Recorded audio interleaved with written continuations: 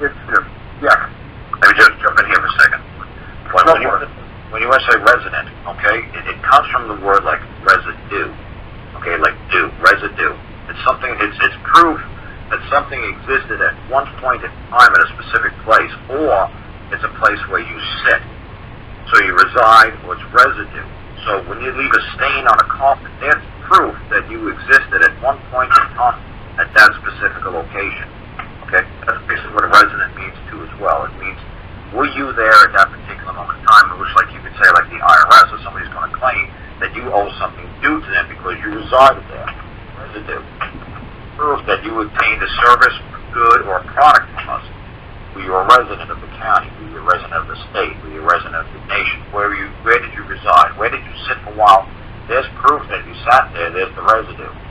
Okay, so that's just a little bit more breaking down of the residue. What was the question you were asking Pacific, sir, about this? What was this man's name you said? Well, Howard Griswold. Okay, great. Can you get back onto that? What he was talking about, this Howard Griswold stuff? Right, and I think I did. The conclusion was that there is no necessity, or it could actually be damaging if you make a claim or you file a piece of paper that says, I'm no longer something that you thought I was. Right. I understand. It's better to say that I never was something that you thought I was. Well, try to be careful about never, using the word never. Try not to say that. Try to just make it vague. You know, like I said, like residue. If they could prove that you did squat there, sat there, resided there, proof that you existed at that moment in time, just be careful about using absolutes. I like to make things ambiguous when I'm dealing with somebody who really has no right to even be talking or communicating with me in the first place. So see, I really don't get into too much semantics with these because, honestly, there is nobody other than another man that I have to answer to. So all this Howard Griswold stuff, or whoever this guy is, he's telling you what to do with foreign agents, foreign governments. The only government that I understand is my government, under my jurisdiction, or my domestic authority. Everything else is foreign government, foreign agent, foreign jurisdiction to my domestic authority. This is my home, this is my boundary, this is my private sector. Once you move out, because like somebody was trying to do this ridiculous tax lien foreclosure stuff on Angela's show yesterday, and I heard about this, like, oh my God. This lady said, well, if you operate, this is for only people who operate in the private sector. Well, let me tell you what, the only thing I operate in private sector is between me and my cattle and maybe a couple of neighbors. Once I deal with the public at large, I am no longer operating in the private sector. If the government can control even one little minute transaction between me and somebody else, now I'm operating in the public sector. So somebody was going around and they mass emailed this nonsense, this stop tax lien foreclosure, stop tax liens for other nonsense, and it says the lady was smart, whoever wrote this thing, because if you pay her $399, whatever it was that they were asking for, they said if you pay us and you don't understand whether or not you operate in a public sector or private sector, we're not going to refund your money. So, when they say, well, do you operate in a private sector? Everybody thinks, well, yes, I work for Coca-Cola, that's private. Huh. You don't think private Coca-Cola is regulated by the government somehow? You don't think the government has some sort of control of what Coca-Cola does? Well, you better believe it does. So when they say, well, look at all the private sector jobs that are gone. What private sector? Private sector is like an Amish guy dealing with another Amish guy. That's private. Now, a neighbor dealing with a neighbor, that's private. The government has no control over that whatsoever. But there's almost no such thing as a private sector job in this country anymore. So they say, well, the government can't get involved with private sector. That's right. There's like 3 people left that operate in the private. Everybody else is public.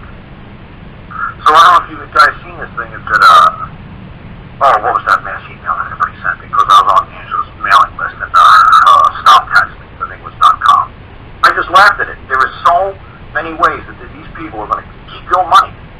Just with these simple words that I read in the contract that says, look, you must, before you give us your money, you must be this, you can't do this, to this, to this, to this. The very first thing that they said was, to qualify, here, let me see, stop fedtaxliens.com. The first thing it says, those who work at this website was created for Americans, Yankee Doodles, who work in the private sector. There you go. Almost nobody works in the private sector. Almost nobody. But if you look Google and say private sector, well, private sector means without government control. It's like, that's right. And public sector means if there is any government control. And I'm telling you, almost anything you do in the world nowadays, you better believe the government has a voice in it or an opinion in it. They control it somehow. Because they're even if a corporation is a corporation that's operating under a government charter, which means it's operating under public scrutiny, which means it's not totally private. Right. So I'm just warning. At best, it's a hybrid. So be careful when you people see these people like Charles Karl. Who's this guy that you just said, Greg? What is the guy's name? The guru. Griswold. There you go. I should think the National Lampoon. Griswolds. So when the Griswold folks try to give you all these wonderful solutions, what in the world are you dealing with the public entities anyway? If you don't want to be under government control, why are you communicating to them first? It's like I explained to you with Santa Claus. Why are you people sending communications to them first? Wait for them to send something to you. And then say, hi, who are you? Who are you to me? Am I in the public sector? Do you believe I'm in the public sector? Do you believe I'm under some sort of government control? As far as I know, I'm operating in the private sector. Is there some way that you have jurisdiction over me? Please inform me of how that I am bound by some sort of government control or authority. Thank you for your communications, and I'll be looking forward to hearing from you soon.